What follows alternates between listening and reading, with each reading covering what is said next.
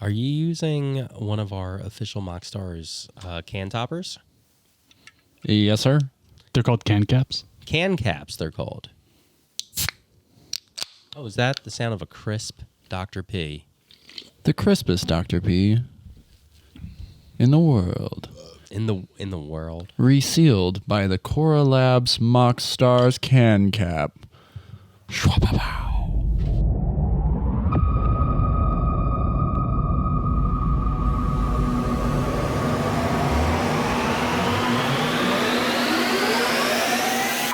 Hello, everyone, and welcome to the Moxstars podcast. I am Evan Kunai, one of your hosts, and I'm here with the other two Moxstars, Jordan Garcia. Yo, what up?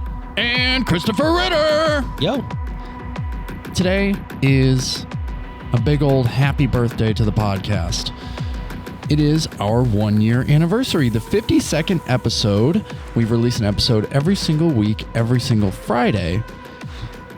And thank you to everyone out there, our patrons, Usable Object, Tordeth, and Claire. Yo. Thank you guys, and to all of our friends and family who've listened over the past year, who have been supporting the show.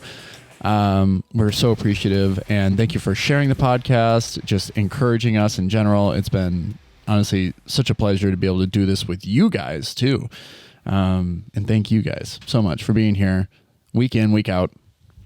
52. Yeah, it's their support that has made us the #1 podcast in Magic the Gathering and Dr. Pepper. It's actually pretty impressive. Yeah. On the internet. Those stats? On the internet, yeah. Yeah. I mean, there's some off-internet podcasts covering both Magic the Gathering and Dr. Pepper. We're never going to catch up to those guys. They've been running forever. Yeah. If this is your first time listening to the show, What if Richard Garfield was on like a ham radio, just like talking about Just trucker radio. Yeah. He's been doing this with Alpha. yeah, and we're gonna have a hard time catching up with that. Yeah. I don't know how we get enough That's support. good. That's good content. If this is your first time listening to the show, welcome. And if you need to know where to go to support the show, you can do so by following our link tree, which is down below in the description if you're watching us on YouTube, where you can subscribe, like, and hit that bell for more notifications. You can also find us on Spotify, Apple Podcasts, and most major podcasting platforms. Be sure to leave a 5-star review. It goes a long way for helping new people find the show, and also makes us look really freaking good, doesn't it? 5 stars, that's a good look. We start every show off with some pre-game actions, and the first one is Dr. Pepper is the greatest soda on the planet. And we have these lovely new can caps by Cora Labs that are it's a product we're going to be featuring at MagicCon in Las Vegas this weekend. They're beautiful. They fit right on top of the can, and they keep your Dr. P nice and crispy. Now, are these legal in other soda formats, or is it only Dr. Pepper? Well, DP exclusive? They're DP exclusive. I actually saw them. They were on the ban list Ooh, too powerful? for the modern soda, but Okay. standard soda, fine. A 23 spice blend Yeah. could stand up to such a cap. Got it. Right. Got it. Yep. Potentially beer if you're not a game. These are really cool. I've actually never heard of these things before. Yeah, it's honestly kind of revolutionary. Yeah, and I like the way you pitched it to me, outside of like sports games and stuff like that, we all play with, expensive cards on Magic mats and stuff like that. Being able to like pop that top and then cover it up, cap that can, Yeah. Yeah. Oh, yeah. if you will, You want to preserve every precious drop of Dr. P. and keep your card safe. No, I don't give a shit about your cards. I'm talking about the Dr. Pepper. Keep it crispy. The Keep your- Dr. P crispy. Keep your cardboard crispy. Cardboard Yes. crispy, Ooh. Dr. P crispy. Everything's Yep. crispy with a good can cap. Another crazy announcement today, which I didn't think we were going to see, but we did. We saw it. My Little Pony is getting a secret layer coming out in it's available now, and you can order it up until November, I think I saw. That's a long-ass run. Yeah, it's a 2-month run, or to the end of November. So it's the first time we're seeing silver bordered cards in a long time, over a year since Unfinity released. Well, Unfinity was black border, so before then, when was the last silver border cards we saw? Was that like Unstable? I don't know. I don't play that shit. Or unsomething. It was an unsomething. Yeah. Silver bordered cards are a rarity and a pretty uncommon thing. When you read these cards, they are pretty cute and they are pretty unique.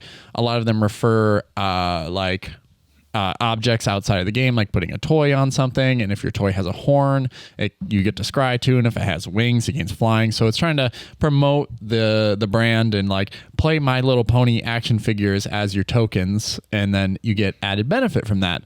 But there is one card that references coolness, which I thought was pretty cool. And every time something happens, you get 20% coolness. And when you get 100% coolness, you get to tap it, add Wooburg to your mana pool, draw a card, and do some other stuff, and then your coolness resets. So I don't like the fact that you lose your cool, but you get cool in the process. That's Rainbow Dash. Anyway, Rainbow Dash. These are not cards that I'm interested in Great at all. card. They did this once before, did That's they like a not? build Like round. pre-Secret Lair era. Yeah, They but they did were the Dinobots or whatever, and then this. Yeah, this was like when Hasbro first purchased Wizards of the Coast. They did like a card or like at Hasbro Con or whatever. Same with like the Grimlock. Yeah, the Tyler Jacobson first ever Transformer card. So they released these cards prior. They're not legal in any form of play, and these won't be either. They're just kind of a cool keepsake if you're a My Little Pony fan or if you're a brony. Shout out to our bronies. Shout out to Bronies. The Dr. Pepper brony crossover Venn diagram. Yeah. Yeah, This is the pod for you. Yeah. how much overlap is there, you think? I mean, Dr. Pepper is largely considered the best beverage on earth, so pretty large. That would be among ponies. I would say it was the yeah. majority of brownies. I mean, if you filled up a trough full of Dr. Pepper, it would be crazy if those ponies weren't going ham. I feel like I don't know if horses can drink it. Should we just start a test and see what animals enjoy Dr. Pepper? We should. Yeah. Where's Chonky at? What dies to Dr. Pepper? Yeah. What loves Dr. Pepper? I will say Jordan and I were out at this like sweet soiree in Seattle the other night, and we were having a drink, and we saw on the table next to us someone had a half drank bottle of a Dr. Pepper I've never seen before. Oh, a rare pep. Yeah, Dr. Pepper, strawberries and cream. Ooh. Pretty spicy. Okay. And it led me to go on a rabbit hole of like, what products, what kind of products does Dr. Pepper actually produce? There's a lot. There's Evan cool did post the whole roster in our Discord. Yeah, which, by the way, I didn't mention it before, but join our Discord, and if you become a patron of the show, you get the official Pepperhead roll, and you get access to the Dr. Pepper channel, where I did indeed post the entire roster of products from Dr. Pepper. So this info is beyond like a paywall.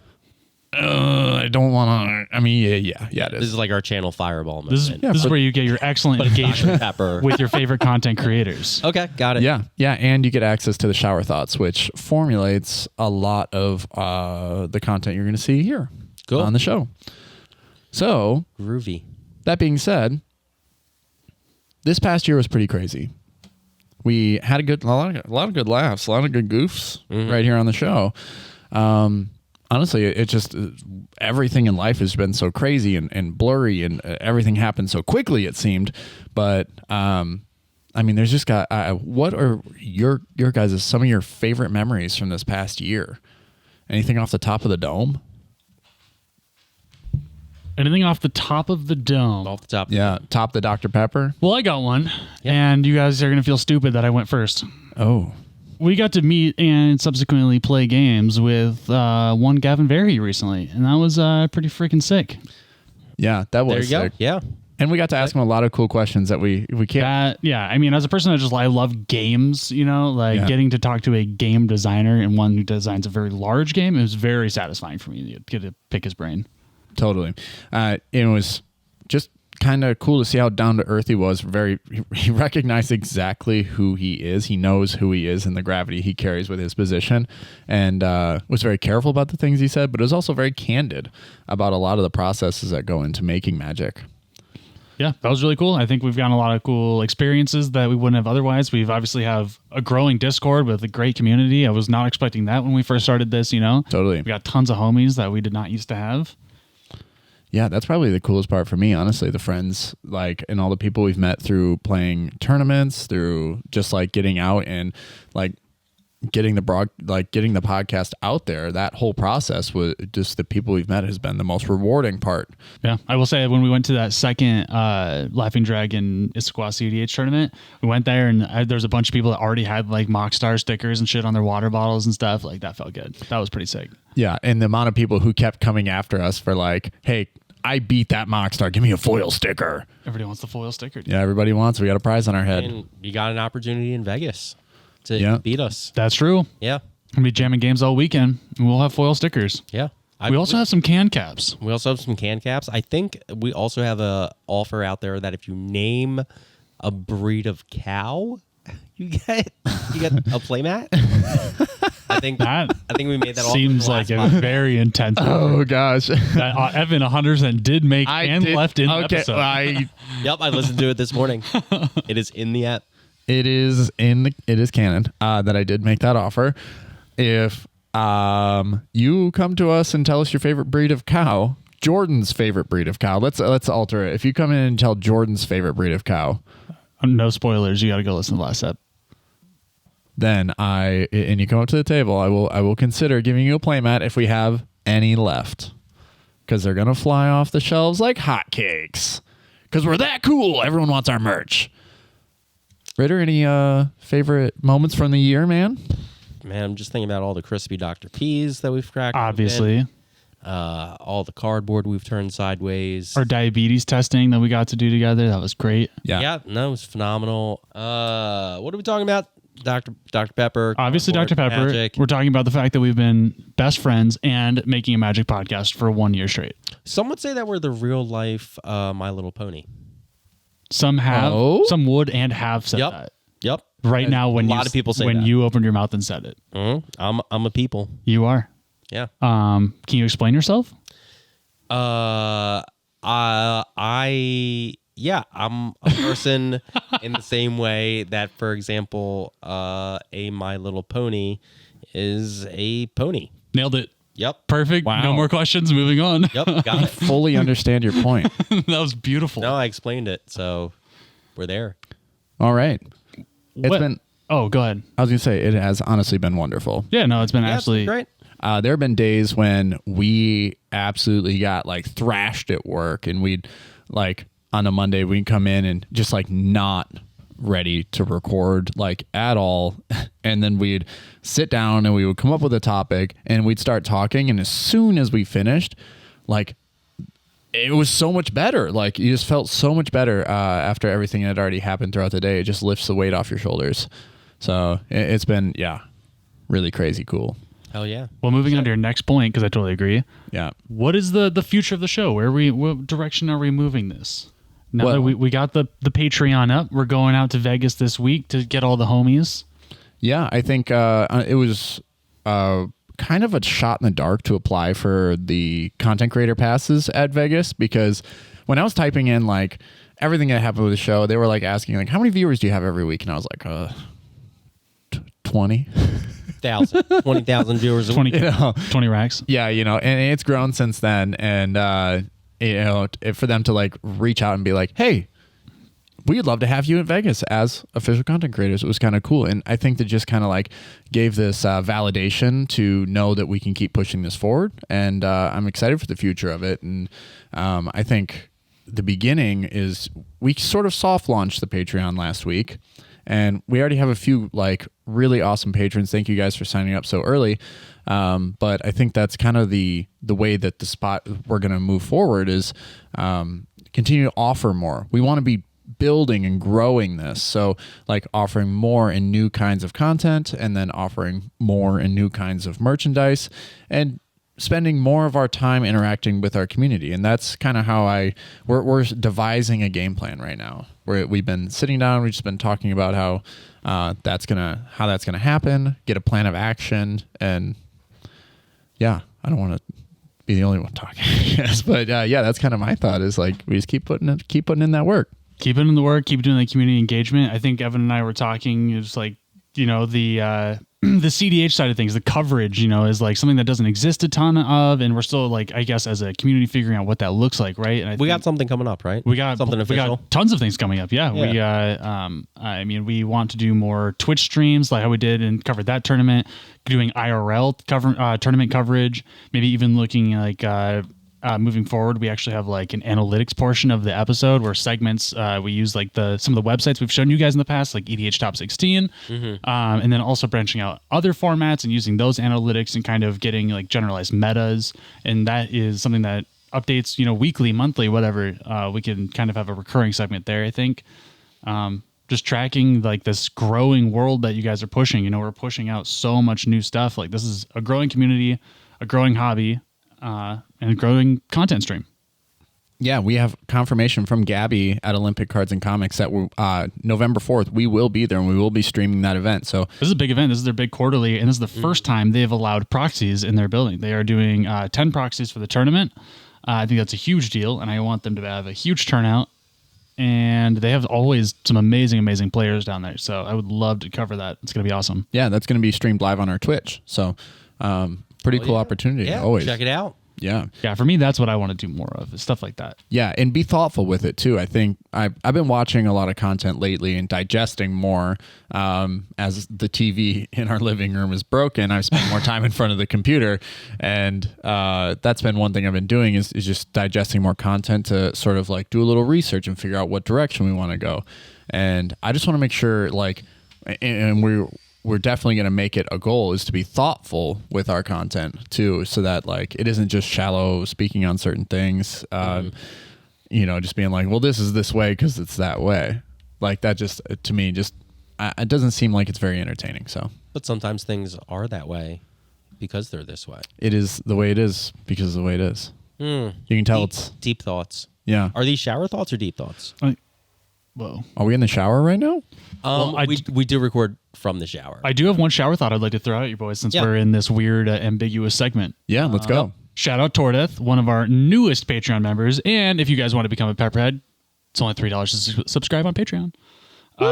Shout out Tordeth. Shower thought here. Can we go back to Color Pie Hate, e.g. Conversion or Angry Mob? Maybe give me a card, white or one white instant, exile one black or red creature. Something that's specifically going back to focusing on Color Pie Hate. We're talking Carpet of Flowers, Red Elemental Blast. Yeah, exactly. That's what I was thinking. I would love to see them finish out the Color Pie with the color wheel on Red Elemental Blast, Blue Elemental Blast. Get the green and black and white ones in there. Whoa, what does that hit though? Including Pyroblast and Hydroblast. What does Green Elemental Blast do? I think green goes against black sometimes because there is traditionally have been green cards that hate on black and black cards that hate on green. Life right? Force. Yeah. Stuff like that. And then in traditional Wizards fashion, the white one will suck. Yeah, I was going to be like, well, if green's against black, what is white against? Is it blue? Black, red. Everyone I guess if you were going to blue. do 5, you'd have to start having them focus on like shards and stuff and not just like 1v1. Yeah, that's what I was thinking too. Is like if you made a 2-color instant, like a green and a red instant that hit anything that was black, blue, or white, basically just the resistance, because the color requirement would sort of offset like its effectiveness. Yeah, and honestly, I feel like just in general, like for real, that in the more you're playing CDH, the more you see it, is that like other colors besides blue need to be able to like interact on the stack. Like, More and more, and we're getting those options, either that or like permanents that allow them to kind of stay in the game or interact in some fashion. Yeah, imagine like I'll just stick to the green-red, a green-red mana dork that you could tap it for one of any color, but it would have protection from blue and black. Like something like that would be pretty crazy.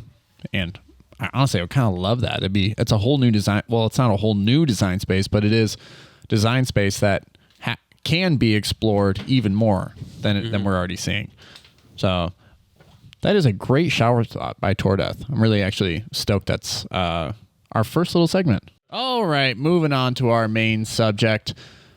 Today we're talking about potentially the best card in the game across multiple formats. Island. Island Go. Thank you, Ritter. It is busted, and honestly, it's has a legend and it precedes itself. So let's get right into it. The Island. Ban it. I think we should ban it. I was just saying that colors besides blue need the ability to interact on the stack, and what better way to do that by kind of eliminating the stack as a place of interaction by banning islands. Yeah, you could ban islands entirely, and it would resolve a lot of the issues that we see with interaction on the stack. I mean, I think island alone doesn't do it. You have to like nerf blue mana. You know, you have to errata blue mana. You have to have blue. It's just colorless. Yeah. Yeah. All right, that's right. That, they changed the companion ruling. I think this one's an easy one. Yep.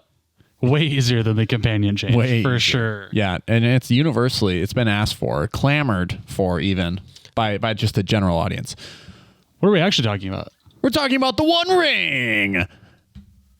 One of the most amazing cards that we've ever seen printed. I can't remember another time when a card was spoiled and everyone went, nah. And then it got released into the pool, and then it just went, yeah. Dude, I hate to say it, but I was definitely a guy who was like, meh. 4 mana. Oh my God, what a fucking goober I was. Listen to old podcasts. Listen to Jordan just make an ass of him. Just say how bad this card is, because, I mean, I never really considered, because we play a lot of CDH, that like other formats, revolving the ETB game protection of everything 2 to maybe 3 turns in a row is really, really good at winning you the game. Apparently when it says you can't lose the game next turn unless some other fuckery happens. So which in that that environment it really doesn't happen. No, it's just everyone's like, oh, I can create a copy of it and get the ETB. No, I mean, you have to cast it in order to get the ETB, but when you have 4 of in any deck,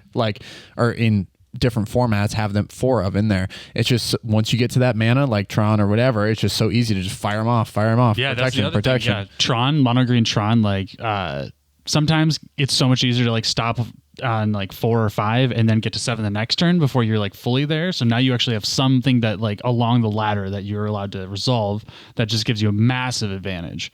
And then you push into CDH, and now all of a sudden we're talking about it becoming potentially one of the best draw engines in our format now. It's colorless, so every deck gets to play it. Some decks get to take more advantage of it via untapping or anything like that.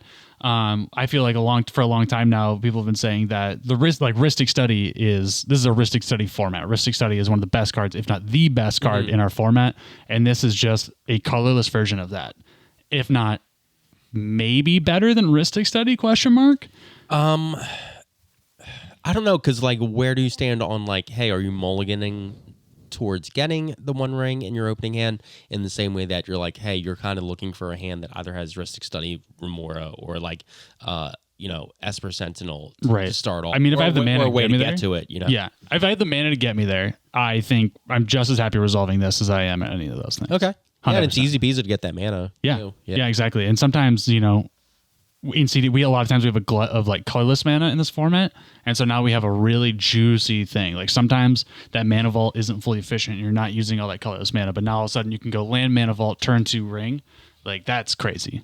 Mm-hmm. Yeah, it does run into that weird spot where, like we were saying, in other formats, it protects you for an entire turn. You basically can't lose the game on that turn. But in EDH, there are so many alternate win conditions that even though those exist and they are the most efficient ways to win the game, the One Ring has still prevailed and become one of the most valuable pieces in any deck. It makes you want to change how your deck's built so you can build around it, because just drawing that many more cards every single game can just net you so much more advantage over your opponents. It breaks parity on its own just by entering the battlefield. Yeah, it runs away with games if unanswered. And turns out it has indestructible, so it's a lot harder to answer it. Yeah. Why did it get indestructible? It got destroyed at the end of the show. Yeah, for me, I absolutely have to stick to my guns. I want to build into it to be oh, now I can play Dockside. If I'm playing the One Ring, I can play Dockside in my Shalai Halar or any other build that I want to do. And I just have to stay put and realize that Stony Silence just gets better because of this card. Because it comes everyone wants to play it. It is for the base variant, it's $60, something like that. So when you look at it and you go, okay, that means the demand is super high. everyone's playing it. Everyone wants to play it because of the card value that it generates. Like Mardu decks now have Heuristic Study in their build, and just playing Stony Silence and Collector Oof actually went up in value as far as like how powerful they are, just with the creation of this card. I mean, I think even if you're playing like a green deck that's playing Collector Oof and Null Rod and Titania Song and everything, I mean, I feel like you still play the One Ring for the times when you don't have that Artifact Hate in play. Like, it's just that good that you have to come up with a really strong reason not to be playing it, and like playing Artifact Hate isn't even a strong enough reason. Right. At times I'm still like, I'm still playing Mana Vault, Mana Crypt, like certain rocks, like a small shell of like mana rocks that do become dead. Like they're dead cards in hand if I'm sitting here with a Stony Silence on board, because I don't have anything that's an outlet to like sack an enchantment. Once that's on the board, it's there until an opponent removes it. So it does make me wonder if the card value that I would generate just by the One Ring alone is worth like pulling something else out of the deck, a different artifact out, so that I can play that instead. I feel like the One Ring is just like, if you have the spot for Soul Ring, it's in there. Like the One Ring too, like I think it's an auto include. Like Commander is now like, a 98 card deck that you're building. Because 2 of the spots are solved automatically. Right. Would you say that it's like 97 card deck because of like Mana Crypt and stuff like that? No, because there's times where there's decks where I don't play Mana Crypt because it's just like, well, what am I gonna do with 2 colorless pips? Like I never need 2 colorless mana in the same turn. Like, so I think there's occasions there. And like the downside of that is too high versus Soul Ring, where it's just all upside. You can you will use an extra colorless mana for sure. You'll take the ramp. Right. Yeah. And less risk in losing life, I guess. Exactly. It depends, how Soul Ring you're playing into the mid-game, stuff like that. I never really thought of it as one of those like automatic include cards, because we've always talked about the top 200, top 300 cards. And I think now, if we were to rank them all, I think on average, the One Ring, is it the best card in Magic, in CDH right now? If you were to just be like, on average, I would put it at number 3. Yeah, exactly. Like, I would say top 10. Yeah. Like if you're in blue, would you ever be off Ristic Study for any reason? Nope. No. Okay. No. And it's essentially as good as Ristic Study, you're saying. So, and you have access to it in every color. It outpaces Ristic Study later in the game, I think. There's a few decks that won't play it, like turbo decks, like Rogsai decks. Yeah. And stuff like that, if you're dedicated to the ad nauseous plan, some of them even talk about like cutting Ristic Study though, for the same reason, which is psychotic. So.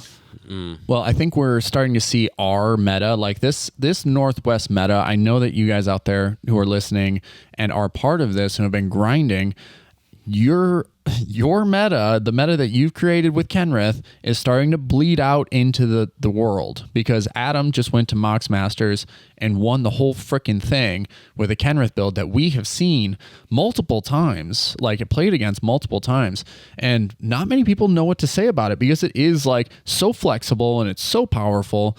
This mid-game strategy, this mid-game format that you guys are molding is becoming the most powerful and one of the more popular ways to play CDH now.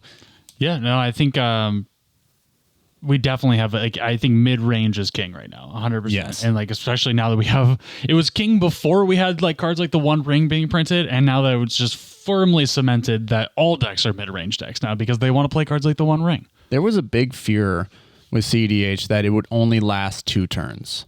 And that really hasn't been my experience, and I think it's just ultimately changed.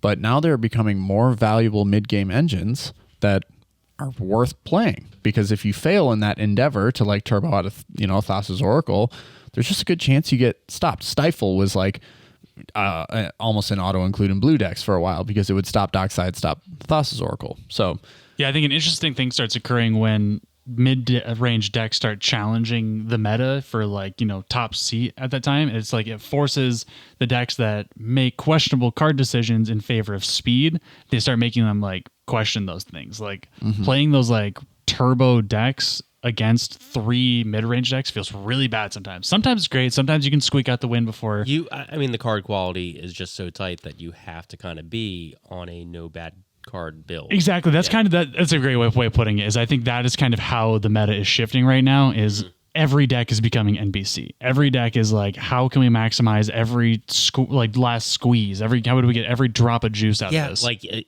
those black and red rituals just become dead cards. Like, mid game, like get them out of your deck. Yeah. Yeah, I think overall, like card quality, as we get more and more cards that fit into that top 300, right? Like we have to start kicking things out, and our card quality is just improving. Well, there are a ton of cards that are already like working their way out naturally. I think you just Sylvan Library versus One Ring. Holy shit! Or I think even like outside of mono black, like Necropotence, like One Ring is a strictly better Necropotence. Oh yeah, I big agree. I love Necropotence, and I agree. Yeah, and I mean, part of this conversation too, another thing that was printed recently that kind of pushes the One Ring in other formats, I don't know about CDH, if we've seen that yet, is Beseech the Mirror.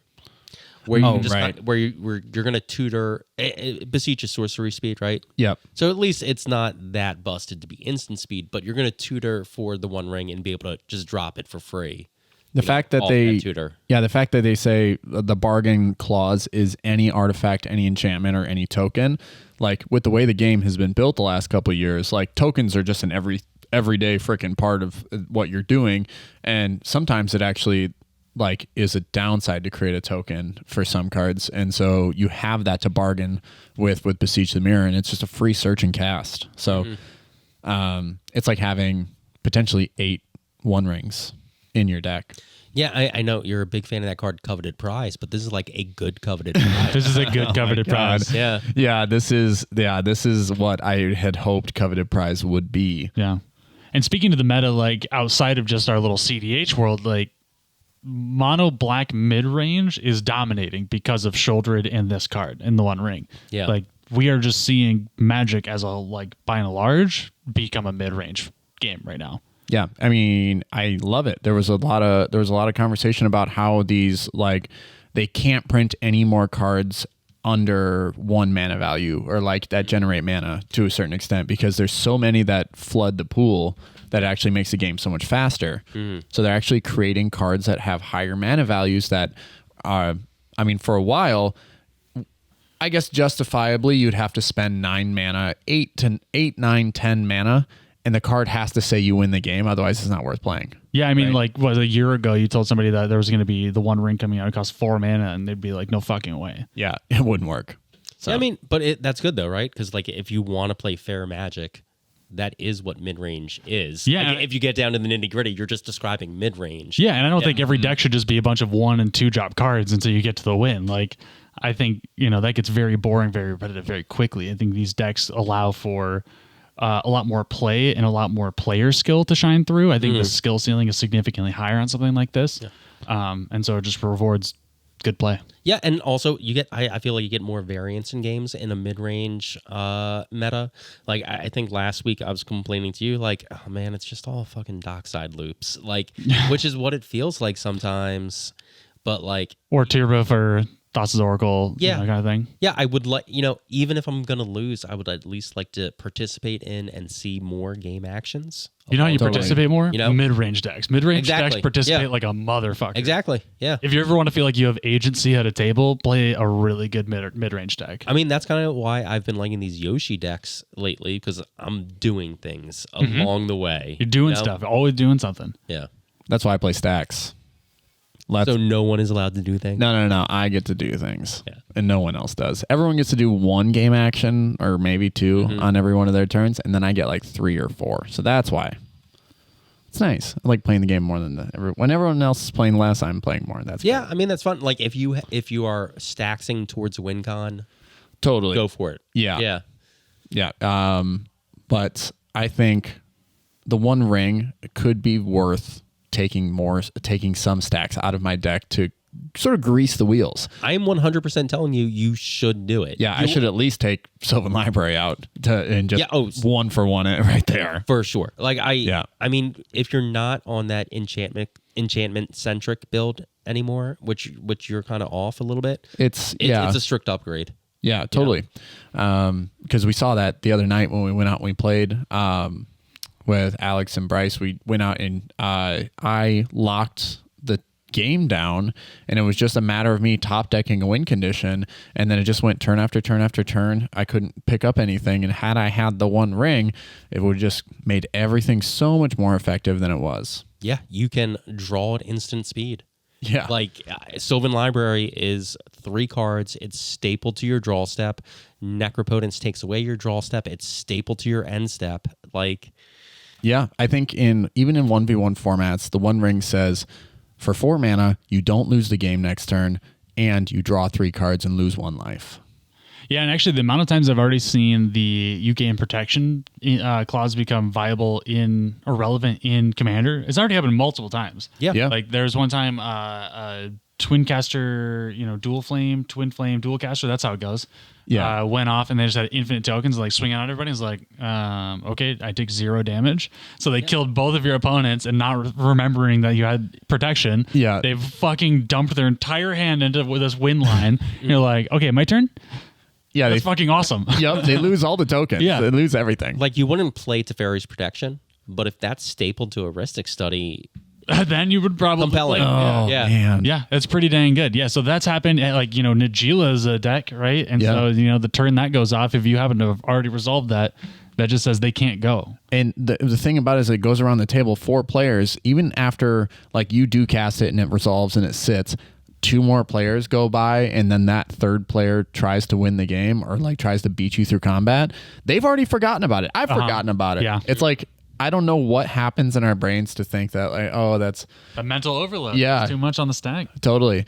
So I never really thought about that. That actually really throws me when you said Ristic Study and Teferi's Protection stapled to 1 card. Yeah. For 4 mana, 4 colorless or mana. even we were talking about Adnals before. Like, think about this. Like, you maybe not putting it in an Adnals deck, but I think you do put it in there because you miss 3 player turns of combat, which gives you more life for when you go off with Adnals. Yeah. Lets you dig deeper. I think there's already been a growing argument to drop Peer into the Abyss. Like, I think we're already past that. But Yeah, like, unless you're on Broodlord. Like, Yeah. I Yeah. don't think anybody's playing Period. Even then, there's better Broodlord lines. Even then, Yeah. we're finding more, and I think that's probably for the best. Yeah. I love Pierre, but yeah, it just ain't it.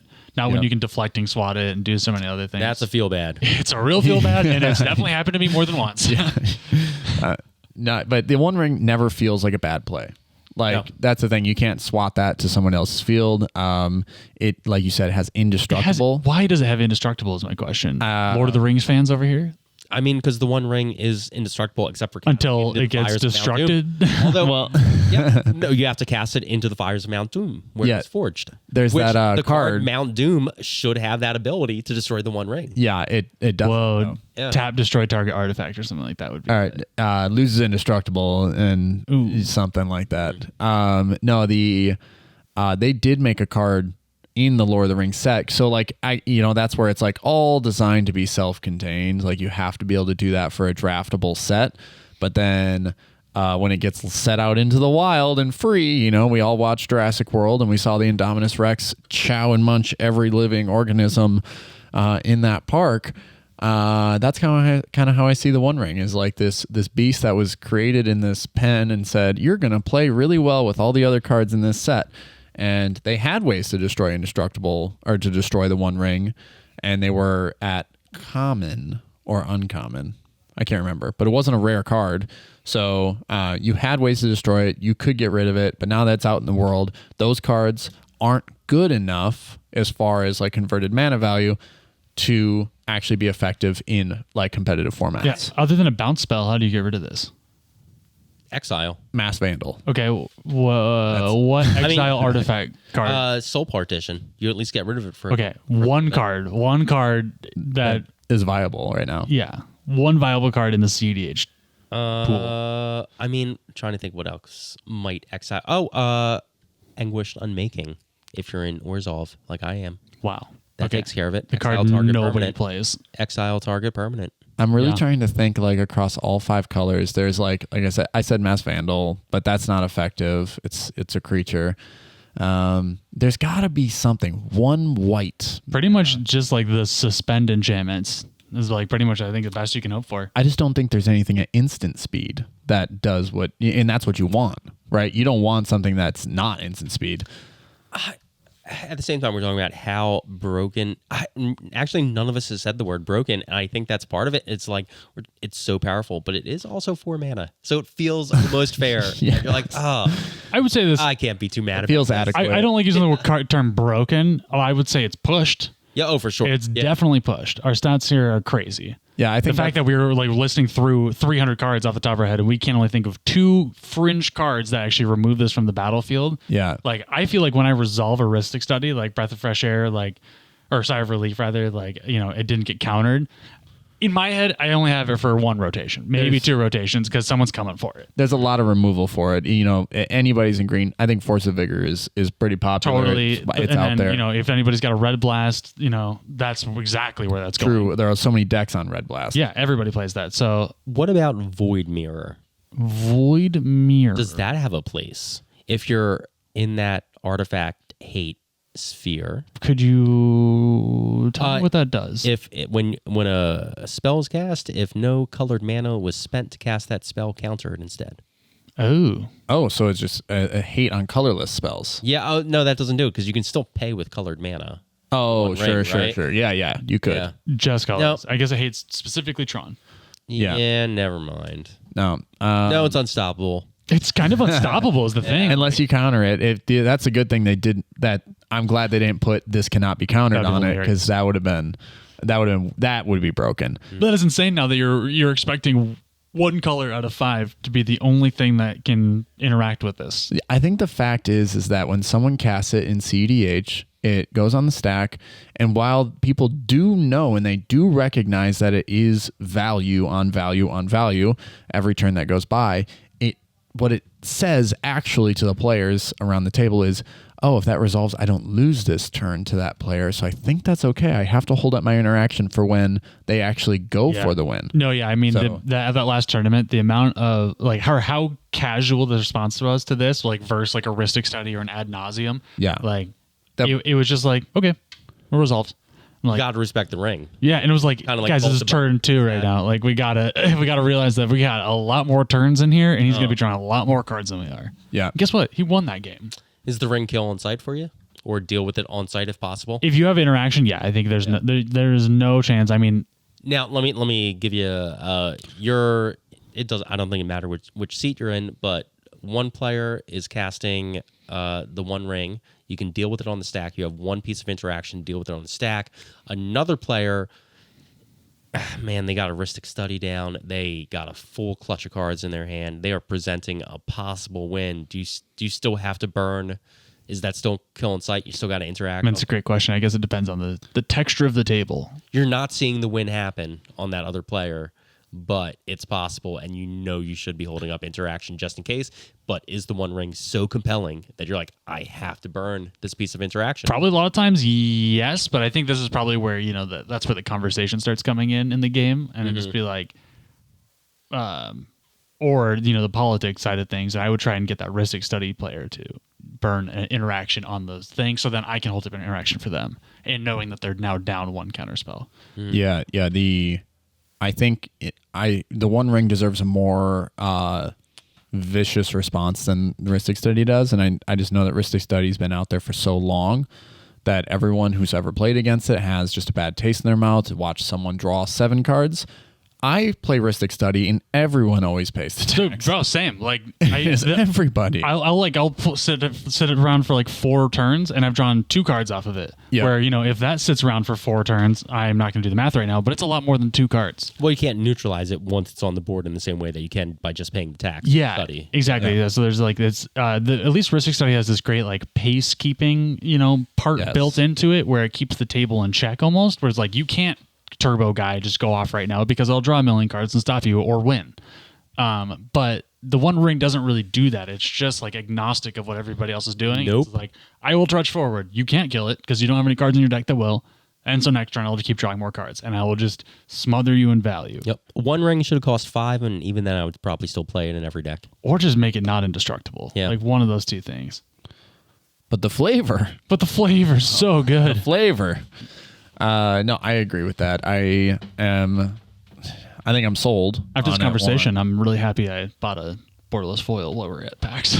Yeah. I mean, when you could get your hands on one for $40 or less, it's like, honestly, congrats. Because this is a card that's not going away anytime soon. This is clearly a card that Wizards of the Coast and the Rules Committee believe in to not be overpowered or to be format warping in any sort of way. I agree with them. Like, I don't think it's... You don't think it's I don't format think warping? I think it's format warping, but not more so than other cards that also you're not going to ban.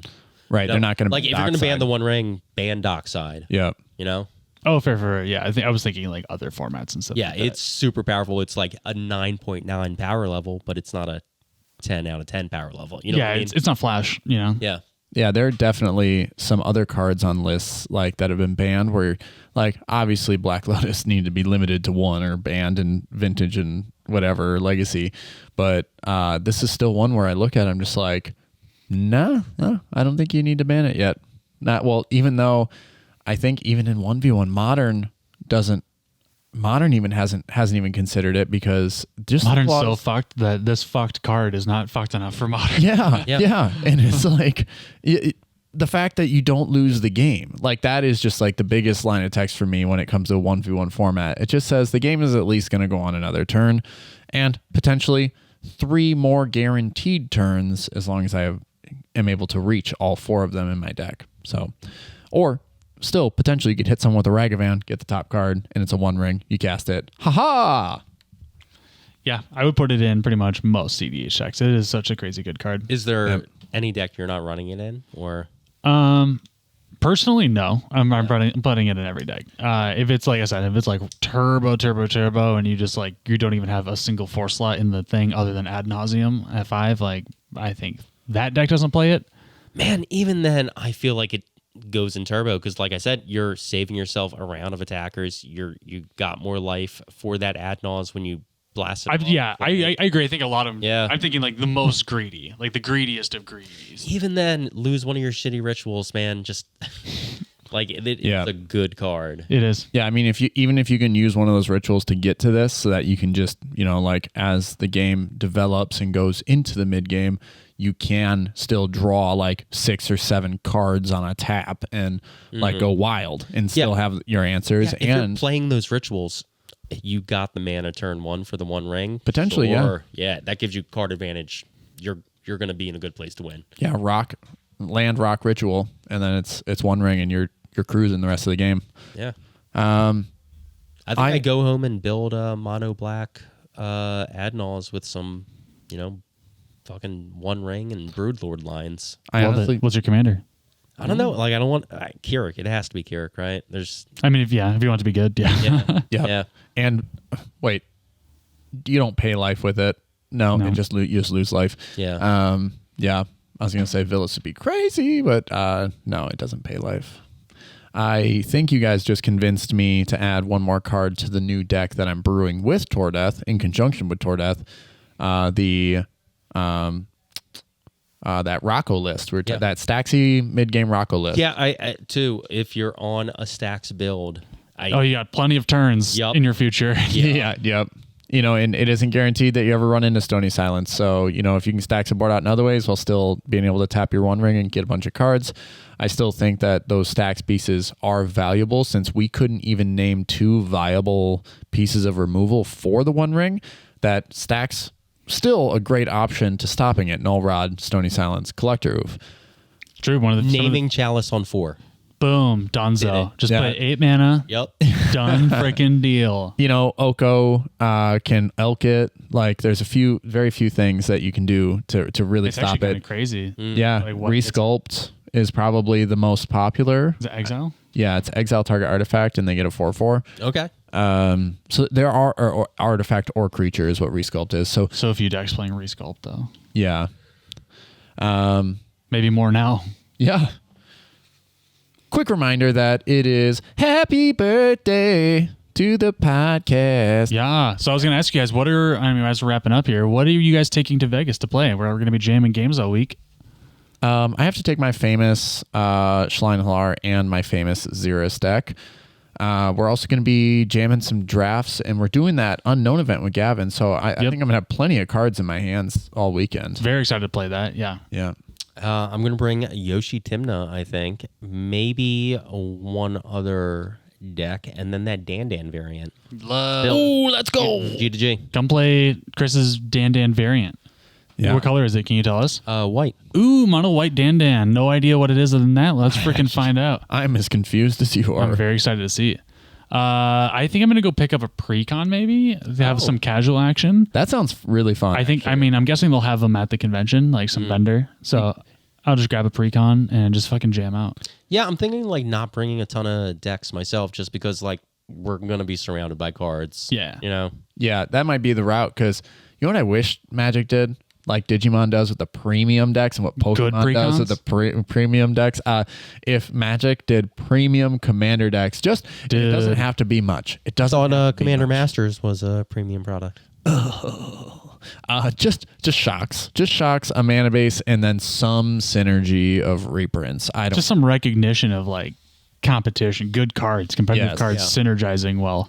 Yeah. So I'm going to be taking that, and I'm going to be bringing Najila for some down and dirty CDH games. Yep. I feel like we're going to have a decent CDH crew there, so I'm excited to get some games in. Yeah, I mean, we're going to see a collective of Magic players of all varying skill levels, and I think that's just going to be like the craziest part is having all these people come through to our play table, which will be there on Friday from 3 to 5.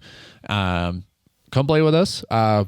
If we get someone who's interested in CEDH, like we're willing to spank you. So come on over and try to win yourself a playmat. We love spanks. Oh, hell yeah. Yep. And check out these sweet can caps by Cora Labs, 3D printing. Thank you again for sending these over. And remember that you are listening to the #1 podcast on the internet for Magic the Gathering and Dr. Pepper. DP. If you'd like to support the show, you can do so by subscribing to us on YouTube. Hit that like, subscribe, and bell for more notifications. Follow us on all major podcasting platforms. Leave us a 5-star review because we're sick and we're awesome. Yeah. And then join the Discord server because we're popping off on there. And if you'd like to have even greater access to the Discord server, you can do so by joining our Patreon. For $3 a month, you gain the exclusive Pepperhead roll. Pepperhead. We're going to have some great rewards coming up on our Patreon. Yes. Yeah, we're working towards making that just better for everyone involved. Oh, yeah. Gameplay videos, whatever. If you guys have any ideas for how much you want to spend on some crazy stuff, whether it's, coaching, deck techs, being on the show, I don't know, say what you're interested in doing. Yep. Merch, Obviously merch. I showed the guys some sick Moxstars jerseys. Oh yeah, I might have to. I hyped pull the trigger on those. We are gonna have the cleanest merch. We're the best MTG podcast on the web about Dr. Pepper and clean merch. We will exclusively be releasing our token designs on the Patreon. So if you're not a patron yet, that is where we'll be showing them first. And we'll be displaying them at MagicCon in Las Vegas. So if you're in MagicCon, that is your first chance to check out our new line of merchandise. And after that, we'll be showing them exclusively to our patrons. So not only new tokens, dude, it's a whole new freaking mat too. Yeah. Shout out to that boy Eli, Death Milk Designs. Whole new lifestyle. Fucking crushed it. That shit looks so good. I'm excited to show you guys because it's very much our vibe. Not only are we super excited to show you guys, we're super excited for the future of this show and the future of what this holds and where it takes us. And MagicCon's just the beginning. Year 2 is going to be big. Yeah, this first year is just the beginning. So thank you for listening. This has been the Moxstars podcast, episode number 52. Happy birthday, guys. Shout out. I'll see you at 69. Birthday. Thanks for listening, John. Bye.